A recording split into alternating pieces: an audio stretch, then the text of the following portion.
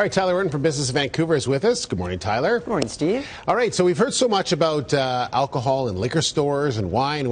So now we get an idea of how this is going to happen as far as the licenses are concerned. Yeah, we just had a series of auctions. They just launched yesterday. We're going to have a total of 6 of these going on over the next 3 weeks. Now, at this point, we've only seen Overweighty and Thrifty Foods show any sort of interest in getting liquor and alcohol onto their grocery store shelves. If you take a look at the details of the auction, we can kind of see why it's these big chains that are going for it.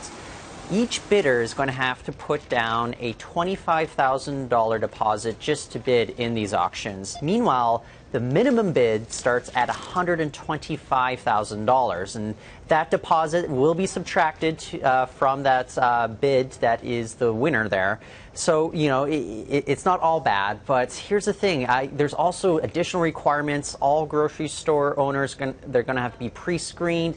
You're going to have to make sure that there's at least 10,000 square feet of space available, and you're primarily selling food. So these are not going to mom and pop shops here. And that probably explains why it's these big chains that we're getting the most interest for these, in particular, wine licenses going forward.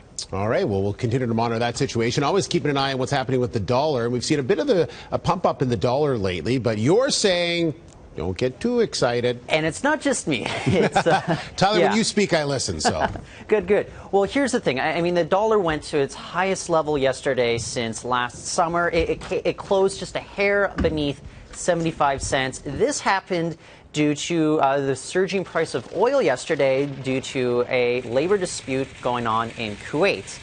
Now, the loonie, jumped in lockstep with that, but this is also making the Bank of Canada nervous, as a lot of economists, not just me, have pointed out.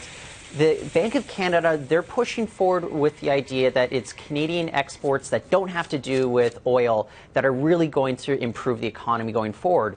So if we're moving in lockstep with oil, the dollar's going up, that's really making the Bank of Canada nervous because we want to promote other exports going on here. So we could have the Bank of Canada take measures, cutting interest rates to lower the loonie as well.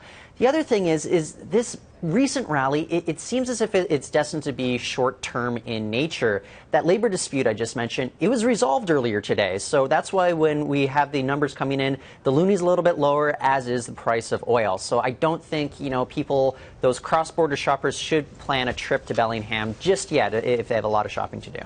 All right, Tyler, thank you very much, my friend. Good to talk to you. Thank you, Steve.